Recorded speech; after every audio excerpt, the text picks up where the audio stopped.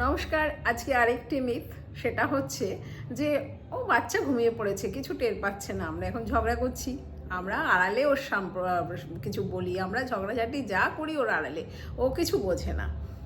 বন্ধুরা, এটা কিন্তু সম্পূর্ণ মিথ। একটা ছোট বাচ্চা একেবারে ছোট অবস্থা থেকেই কিন্তু সে ফিল করতে পারে বাড়িতে কতটা টেনশন চলছে, মানে ঠিক কী বিষয়ে টেনশন, কার মধ্যে কি, সেটা হয়তো সে বুঝতে পারে না পুরোটা, কিন্তু বাড়ির যে একটা পরিবেশ না, পরিস্থিতি, সে কিন্তু সেইটা একেবারে ভিতর থেকে বুঝতে পারে। তার কারণ আমরা আমাদের অনেকগুলো ভিডিওতে আপনারা অনায়াসে শুনেছেন যে ইমোশন হচ্ছে আমাদের একটা ফিজিওলজিক্যাল, মানে শারীরবৃত্তীয় রেসপন্স, অটোমেটিক্যালি আমাদের শরীর থেকে সেই রেসপন্সটা চলে আসে। তো যদি ভয়ের সিচুয়েশনে থাকি, সেটাই আগে চলে আসবে, আগে বুঝতে পারবে, কোনো ভাবনা চিন্তার এখানে দরকারই হয় না। তাহলে বাচ্চাটা যখন একটা টেনশন বা স্ট্রেসফুল সিচুয়েশনের মধ্যে থাকে বাড়িতে, তাহলে কিন্তু সে অটোমেটিক্যালি সেটা বুঝতে পারে।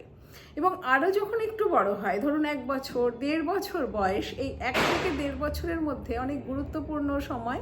সেই সময়টায় সে কী করে, বাবা মায়ের যদি অশান্তি দেখে বা বাড়িতে যদি একটু গণ্ডগোল দেখে, সে অনায়াসে কিন্তু তার ভিতরে ঢুকে যায় এবং বাবা মায়ের হাতটাকে, দুটো হাত একসাথে মেলানোর চেষ্টা করে, এবং এখান থেকেই কিন্তু শুরু হয় তার মনের ভিতরে যে আমি হয়তো এর জন্যে দায়ী, বা এদের ঝগড়ার কারণ হয়তো আমি। তো সুতরাং বুঝতে পারছো যে আমরা যতই লুকিয়ে করি, যতই ওর পিছনে করি, ও স্কুলে চলে গেলে করি, কিন্তু বাচ্চার কিন্তু যে একটা থমথমে পরিবেশের মধ্যে সে বড় হয়, আমরা যতই ঢেকে দিই বা পরের দিন সকালে উঠে খুব হাসি খুশিভাবে ওর সাথে মিশছি, কথা বলছি, কিন্তু ওর ভিতরে ভিতরে সেই চাপটা থেকে যায়।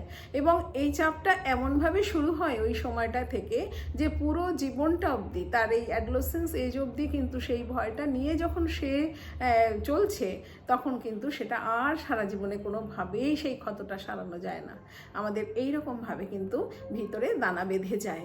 সেই জন্যে বলবো যে যখনই টুকটাক যদি কোনো রকম আমাদের ভিতরে গণ্ডগোল হয় এবং রেগুলার বেসিসে হতে থাকে, আমরা কিন্তু অবশ্যই নিজেদের দিকে তাকাবো, নিজেদের যত্ন করব, সেলফ কেয়ার সিরিজ দেখি, কিছু শিখি, নিজেরা চর্চা করি, যদি না পেরে উঠি আমরা প্রফেশনাল হেল্প নিই। এইটা কিন্তু আমাদের খুব জরুরি একটা বাচ্চাকে বড় করার জন্যে। কারণ আজকের যে পরিস্থিতিতে দাঁড়িয়ে আছি, তাতে যদি তার সাইকোলজিক্যালি ভালো রাখতে চাই, তো আপনারা এতদিন হেলথ সম্পর্কে জেনেই গেছেন, তো সর্বাঙ্গীন ভালো থাকার যে রাস্তা, সেটা কিন্তু আমরা কোথাও আটকে দিচ্ছি বা ব্লক করে দিচ্ছি। ধন্যবাদ সবাইকে। আমি রামধনুর পক্ষ থেকে শ্রাবণী, সাইকোলজিক্যাল কাউন্সেলার।